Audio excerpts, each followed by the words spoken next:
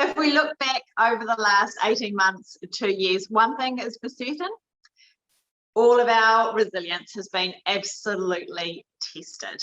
And that is one thing, and one of the biggest reasons that a lot of the feedback that Sarah and I have been having is a request around, please, can you create a series that spotlights resilience? You know, we would love to just take a moment to really look after ourselves and to really get through that overwhelmed feeling and actually come back out a lot brighter and a lot clearer, but also having the techniques shared not only for ourselves, but also so that you could actually share it with your team members and those that are around you. So we have created this series, which you guessed it already, is all about knowing your resilience and showing up so you actually own your space.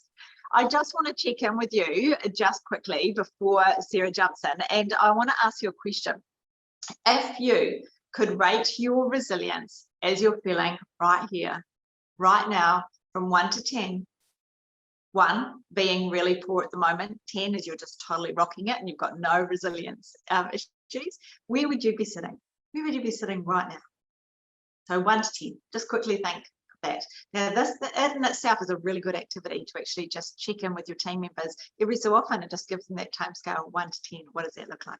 Okay, so one of the key things about being resilient, first and foremost, we have to be really self-aware. We need to be really intentional and purposeful, because otherwise what happens is if we're just on autopilot, how on earth can we actually focus on our resilience? So as we go through this series, we're also, especially in this first episode, going to spotlight your self-awareness.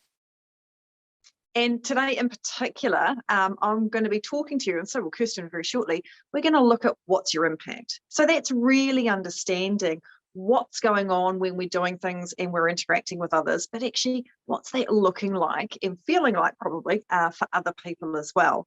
And the reality is, you know, as we're progressing in our careers, it gets harder and harder to get that genuine, honest feedback, doesn't it? I mean, it's much easier when we're starting out. There's feedback coming from all kinds of directions typically, but as we progress, you know, when we're in those really big leadership positions, getting that genuine feedback can be really, really challenging.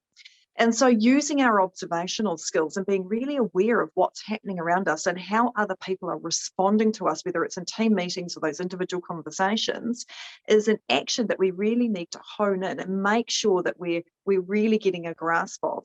And it's looking at those identifying factors, you know, that body language, the classic, you know, crossing the arms, all of those little signals, the rolling of the eyes. Yes, we do still see those things happening at work, unfortunately, but watching out for those cues. And also things around, you know, we might have been in a meeting and we felt it was going really well, but actually everybody just scuttles off as quickly as possible.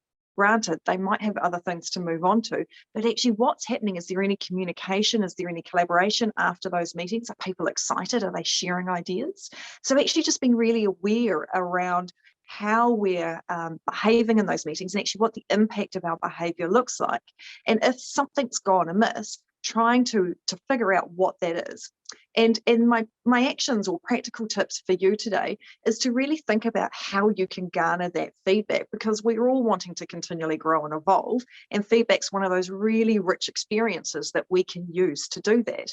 And the 2 practical tips I want to share with you is the first one's around actually just asking the people around you.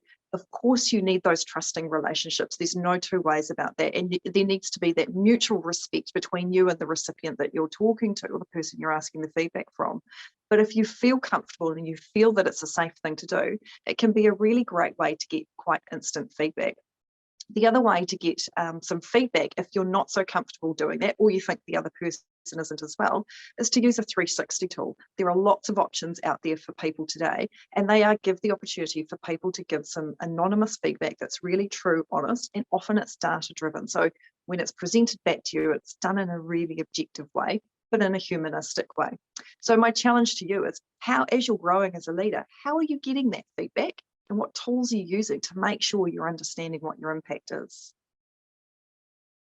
With what Sarah was just saying, you know, around that impact and gaining feedback, you know, we're talking about resilience, right? And so the reason we're getting you to seek out that feedback is because with clarity, you can actually make changes. Your confidence can grow. You can actually focus on development. And also when you're uncertain, what does it do? It triggers an emotional and a hormonal response inside you. So it's fight, flight, freeze. So with clarity actually comes quite often a lot more calmness and a lot more grounded. Now, one of the key areas, just building on from that, is actually knowing your cues. And this is the action that I'd really love you to focus on. And BJ Fogg talks a lot around one-time behaviors that set us up for success. So here's one. And this is all around when you know your cues, you have got massive amount of power then to be able to regulate and step up to the new level. So there's 3 different ways that we can look at our cues that which are basically just signals that our body is giving us, and there all it's doing is just saying, okay, I'm a little bit uncertain right now, and then it's up to you to grab onto that and then regulate it. Okay, so here we go. There are 3 types. The main one to kick off with is around the mental cues your body is giving you.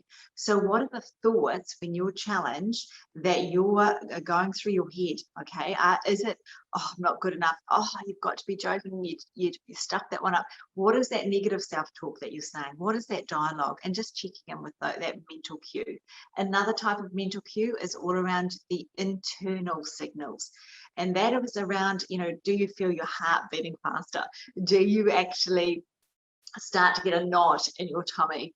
Do you actually find that you are looking down all the time? What is it and what happens when you are actually triggered that actually your body is telling you? And the last one is around external, is so that when you are feeling nervous, and remembering feelings and emotions can bring that resilience down, and this is all around the impact that you have on yourself and others. And so this an external part of it is all around, do you start to sweat? Do you actually start, to get fidgety? Do you start to shake? What are those cues looking like? So, those actions that I'd love you to do today, and this week, is actually to grab a journal, buy a journal, go through and divide a page into 3 and write your mental cues, your internal cues, and your external cues, and write down what those cues your body is giving you to say that you're feeling a little bit uncertain at the moment. And then what I'd love you to do, and this is the resilience piece, first is self-awareness, the second is action. And so the next piece is for each of those is to identify what could be 2 things that you could do that would switch you from feeling in that emotional state to actually being clear and focused. So I'll share that tip with you. Good luck this week, and I'll pass back to Sarah. As you will have guessed, as Kirsten and I have been talking, the more we're aware of the things that are our triggers and the more clearer understanding we have around our impact on others and what those specifics look like, the more opportunity we have to do things differently, but also really to claim, own, and ideally control what our impact is. So we're showing up as our best selves as often as we possibly can, but we're also at the same time helping others show up as their best selves, because we're then able to really maintain and regulate what's happening in terms of our responses in any given situation. We hope you've enjoyed our introduction and to our resilience 5-part series, and we look forward to joining you next week to share part 2.